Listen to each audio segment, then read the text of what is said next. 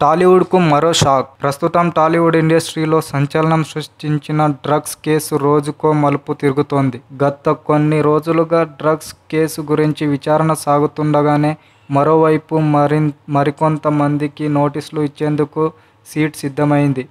ఈ నేపథ్యంలో డ్రగ్స్ కేసుకి సంబంధించిన 2 జాబితాలను సిట్ సిద్ధం చేసినట్లు టాక్. డ్రగ్స్ కేసుకు సంబంధించిన మిగతా వారికి ఏ క్షణమైనా నోటీసులు ఇచ్చే అవకాశం ఉన్నట్లు సమాచారం.